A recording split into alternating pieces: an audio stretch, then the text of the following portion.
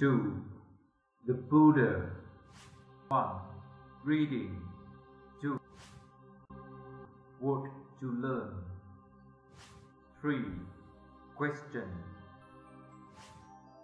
4. Practice. 1.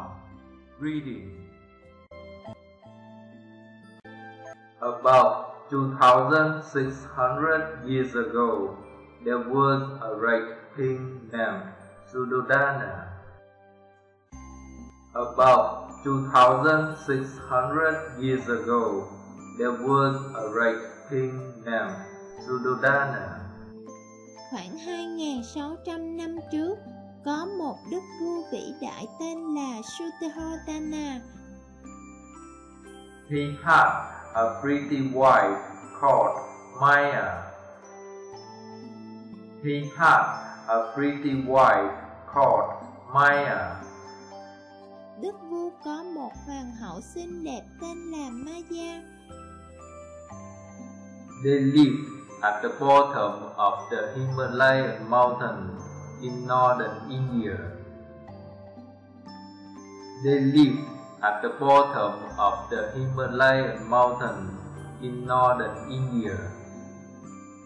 Họ sống ở chân dãy núi Himalaya vùng Bắc Ấn. The legend goes that one night, Queen Maya had a wonderful dream. The legend goes that one night, Queen Maya had a wonderful dream. Truyền thuyết kể rằng một đêm nọ hoàng hậu Maya có một giấc mơ diệu kỳ. She saw a huge white elephant come into her room. She saw a huge white elephant come into her room. Bà thấy một con voi trắng đi vào phòng. It was holding a lotus flower. It was holding a lotus flower. Bòi voi ngậm một cành sen. The elephant blew its trunk and it was walking round her back 3 times. The elephant blew its trunk and it was walking round her back 3 times. Chú tung vòi đi quanh giường hoàng hậu nằm 3 lần. In the morning, the king asked his wise men about the queen's dream. In the morning, the king asked his wise men about the queen's dream. Sáng hôm sau, đức vua hỏi ý các nhà thông thái về giấc mơ của hoàng hậu. They said, "O king, a great son will be born." They said, "O king, a great son will be born." Họ đều nói, thưa đức vua, hoàng hậu Maya sẽ sinh ra một người con trai vĩ đại. The king and queen were very happy with this news. The king and queen were very happy with this news. Đức vua và hoàng hậu đều rất vui mừng trước tin này. Queen Maya gave birth to Prince Siddhartha in a pretty royal park. Queen Maya gave birth to Prince Siddhartha in a pretty royal park. Hoàng hậu Maya sinh hạ thái tử Siddhartha trong một khu vườn hoàng gia đẹp đẽ. It was the full moon day of May. It was the full moon day of May. Đó là ngày rằm tháng 5 theo lịch Ấn Độ. All the trees were in flower. All the trees were in flower. Cây cối trổ hoa. The bees were humming around the fresh flowers. The bees were humming around the fresh flowers. Ong vo ve quanh những đóa hoa tươi thắm. The birds were singing sweetly. The birds were singing sweetly. Chim hót du dương.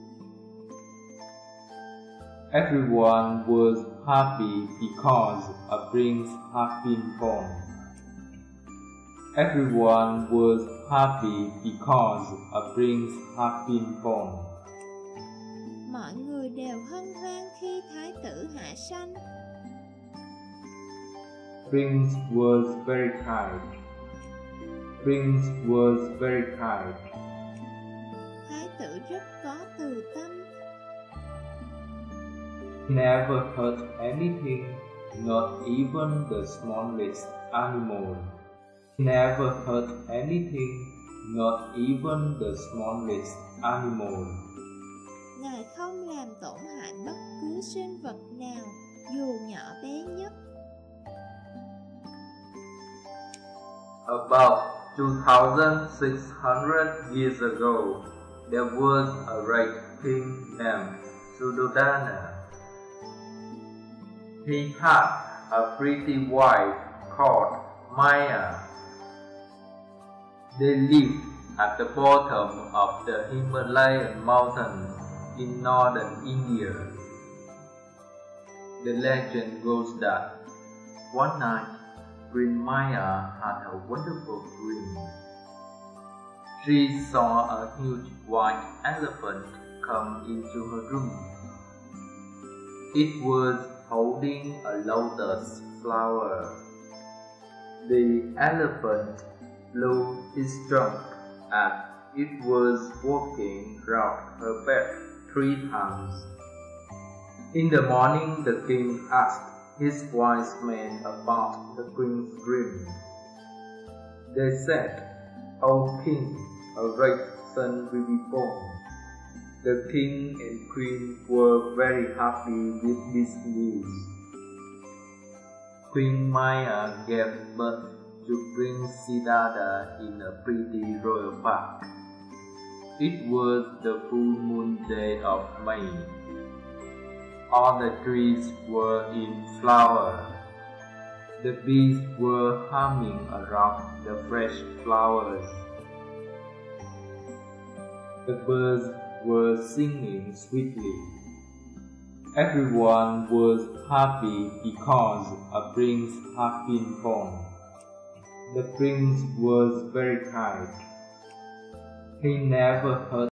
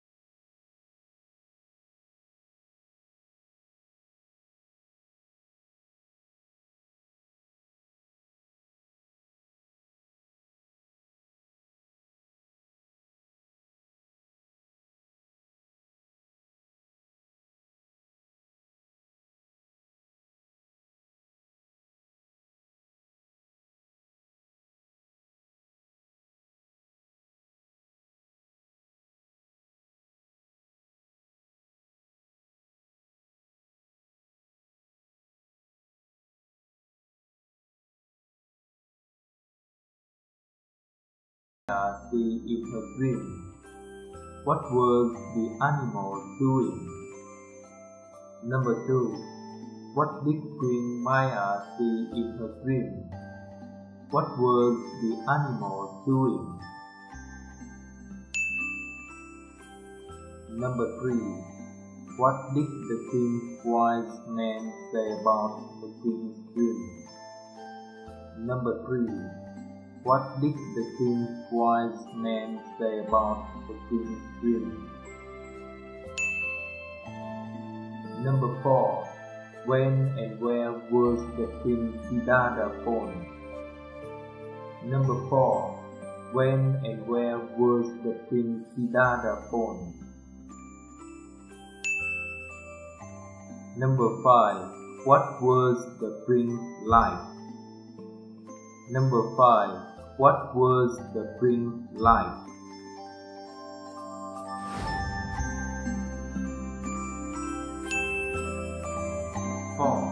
Practice.